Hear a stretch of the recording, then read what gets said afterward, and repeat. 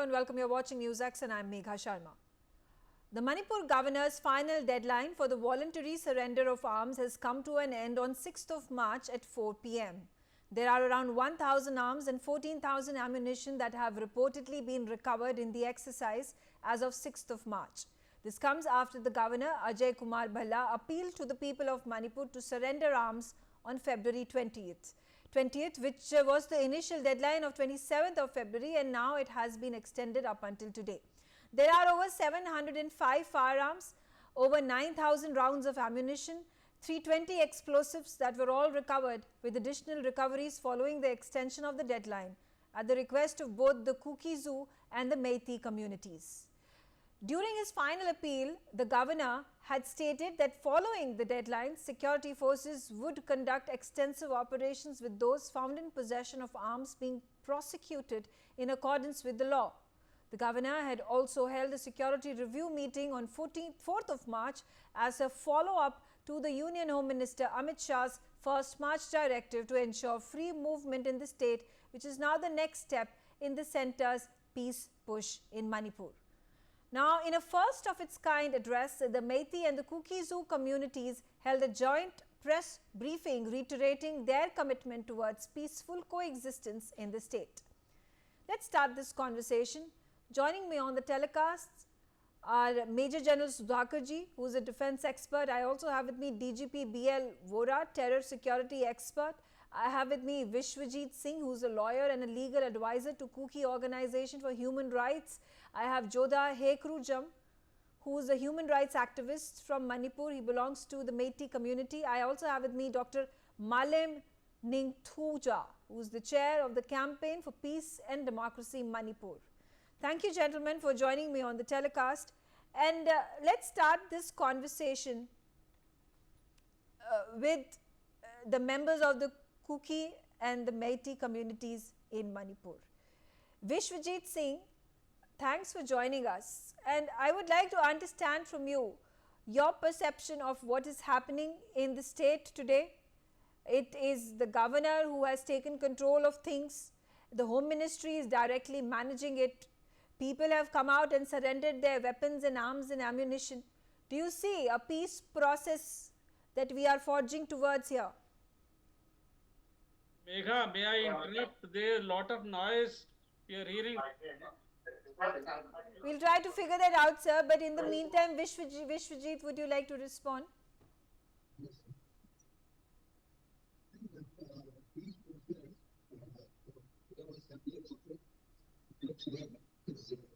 Okay, Vishwajit, I'll have to interrupt you because I'm not able to hear you clearly. So either you'll have to fix your internet connectivity over there, but we'll try to get him back into the conversation. I have with me Jodha Hekrujam also on the telecast with me. Mr. Jodha, your opinion of all the things that are happening and the fact that there has been a press conference that has been held by the members of the Kuki and the Meitei communities. What does this signify? Meghna, see, we Meitei community and mainly majority community of Manipur, we are peace loving community. All right.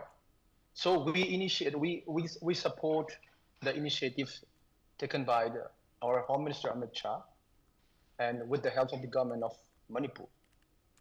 But what these people, this so-called Kuki community, so-called their organizations, what they are doing, we didn't understand whether they are part of India or not, how they are opposing the one of the most powerful countries, India. The statement given by the Amit Shah, they oppose because our government of India initiated for the peace for all the community without any community barrier. But these so-called organizations oppose the initiatives taken by the Amit Shah. But this is completely unconstitutional. And this cannot be done. And I believe that with the help of government of Manipur, with the help of the Union government of India, under the leadership of the Amit Shah, and we believe that for the coming days, our national highways will be opened with the help of the high security and one of our organizations called FOX, the Federation of Civil Society Organizations, has initiated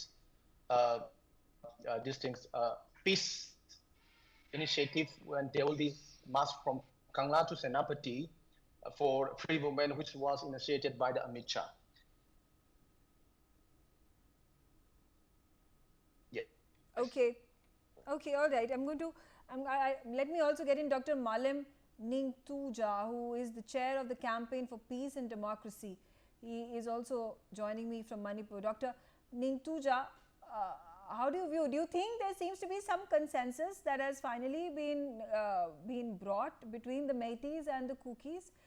Do you think this joint conference that has been held by both the communities is a sign to look forward to peace and harmony again back in Manipur? Let me clarify on this. I am right now in Delhi.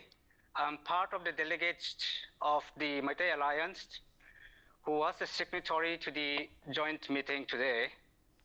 It was a joint meeting between Thadao NP Manipur and Meitei Alliance. Thadao NP Manipur represents the concerns of the Thadao people in Manipur, whereas Meitei Alliance represents the interest of various Meitei diaspora organizations based outside Manipur.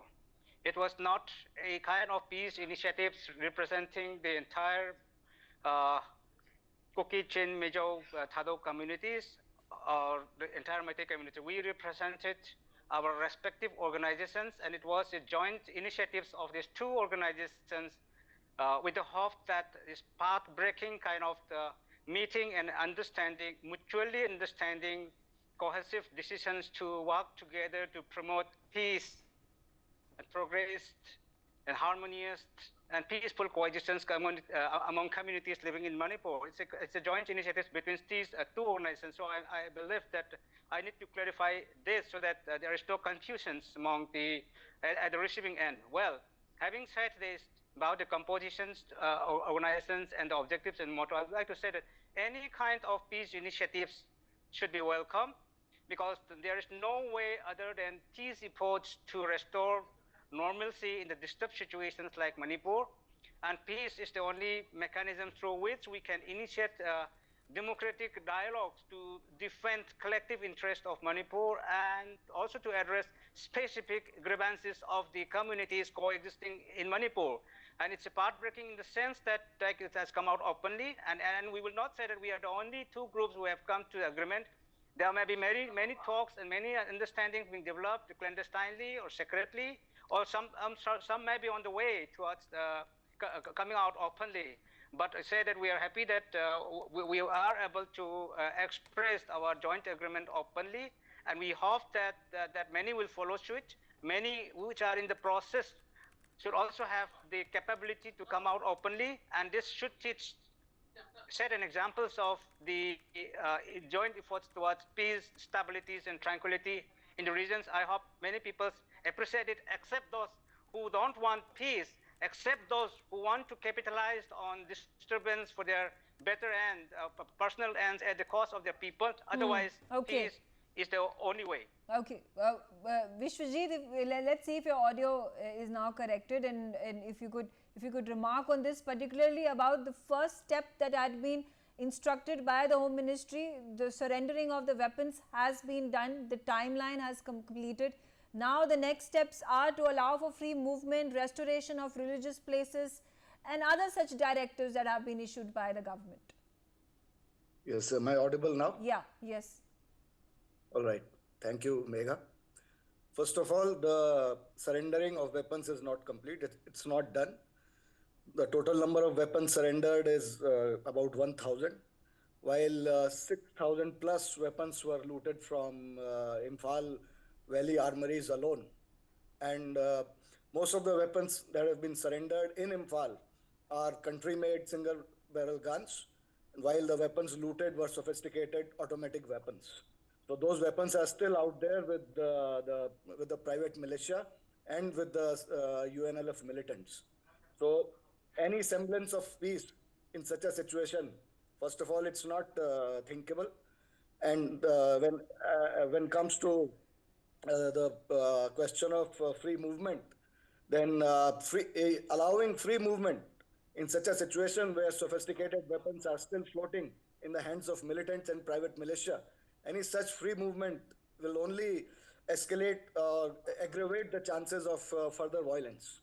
I mean, uh, how do you make sure that because first what came out as an announcement from FOCS, the Meitei organization, was a peace march all the way to Chandel and to More and to Churachandpur. These are Kuki-dominated areas. Now, how can armed militants be allowed to take a march to the areas dominated by conflicting communities? One. Second, why do they want to go there? I mean, do they want to go there for a picnic at the Khuga Dam or do some shopping in the Churachandpur market? So why are they going there without there being any trust building initiatives between the two communities? I mean, on the very first day of the when the deadline for surrender of weapons is to expire today, and tomorrow will be the first day after that, and they want to. I mean, on the first opportunity, on the first whistle, they just want to run over the buffer zone and enter conflict area, enter the areas dominated by their the conflicting community. Okay. Is it advisable by any Okay. state of security Okay. security advice? It is advisable. Okay, all right. This is just a Those are points. Those are points that you've raised, and I'm going to again come back to my other panelists, and let's try to understand this and try to figure this out to the best of our abilities. DGP BL Vora, in a situation such as this, where you know the people of both the communities in Manipur have now not completely resigned themselves. Arms and ammunition at this point of time they've been asked to surrender their weapons. Large percentage of them have not done so. How do we move forward to the next steps of this peace push directed by the Home Ministry if the first step has not been completed?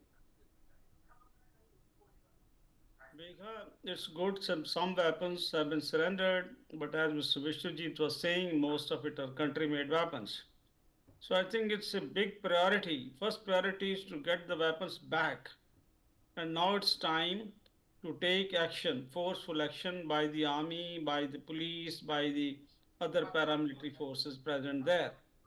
I think the state cannot allow these weapons to be in the hands of people which can be misused in various ways. See, even 100 weapons are more than enough to create havoc, and here thousands are missing. This point one. Point two is that I disagree with Mr. Vishwajit saying, I think Peace March has its own reasons. The idea is to show normalcy. Let me tell you, I think both the communities are peace living communities. Both of them, they want peace. They have been living there for ages actually in peace. I have served there 3 tenures as a DIG, as an IG, as DGP. I was Home Secretary also there. Now, this is an unfortunate thing, and I think one of the reasons at the back of their mind in not surrendering many weapons is that they are still, doubtful as to what will happen if they surrender, and the other community might overpower them or do more damage to them. Having said that, this will be a confidence building measure. I think action on all sides must be taken. I think for the first time, if you ask me, in about 2 years' time now, right steps are being taken with the resignation of the chief minister, with the appointment of a governor, with his declaring an amnesty. It was a big thing. And now I think it's time to take the next step. Both should go hand in hand, whether surrender of weapons or recovery of weapons, peace march, talks, as one of our friends, Dr. Mellam, was saying. I think everything is necessary. Everyone should do whatever it can to see that peace and normalcy returns. It's a long haul, but I think baby steps have already been taken, and everybody should build on it. I think it's very, very important. Okay. Thank you.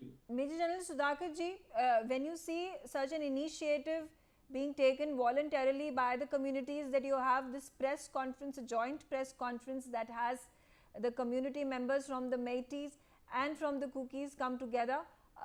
Does this give us some hope that there is reconciliation that can be anticipated and will be welcomed by both communities?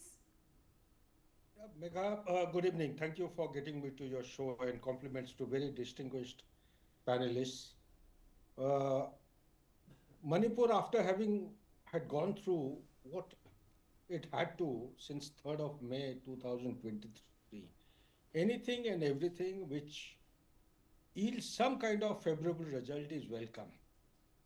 So to discount any option for bringing peace and normalcy would be an incorrect approach on anybody's part. So therefore, the question which you are asking, if not now, some beginning has been made. Let's have patience. Governor has just taken over. He's starting with the baby steps. So let's trust him and his leadership. Let's give him time. Let the nation support him. In due course of time, I'm very confident that things will get a turnaround. Now, having said that, let me come to some hard options. If we want some result, the nation has to take very hard decisions. What are the hard decisions? Weapons which have been looted from armory, please take it from me, Megha, they will never return. If at all they come back, they will come back in ones and twos, and that too, country-made weapons will come back, or 12-bore category kind of weapons will come back. The state-of-the-art weapon system will never come back. Okay. So when as a military general, when I have to apply myself, I must apply myself to the hardest of options. The hardest of options is to commencement of a methodology of carrot and stick. When you say carrot and stick in such a situation, it has to be a multi-pronged approach. A military component will be there. There will be a component of civil welfare. There will be a component of peace and reconciliation. There will be a component of short-term, medium-term, long-term, component of legality, constitutional provisions, etc., etc., infrastructure development. Land problem is the central problem between the two stakeholders. So likewise, so it has to be a conglomerate of multiple issues prioritized in a manner that which is we have to classify or group them into low-hanging fruits, medium-hanging fruits, and taller or the higher-hanging fruits. Going for the low-hanging fruits. Okay. I think first-hanging fruit has been already reaped. Therefore, we need to begin the hardest option, that is the joint military operation based on military intelligence. And without this, along with that, you have to have, there is an old saying that iron fist covered with a velvet glove. That winning the hearts and minds of people, which is applied by the military, whether in J&K or elsewhere in the country, in a situation obtaining like this, may be applied to bring in quick result and Okay. Okay, all right. And we'll keep a close eye on that as well, because these are fast-paced developments that are now going to happen as days proceed. I thank you all, gentlemen, for joining me on the telecast, and thanks for watching NewsX.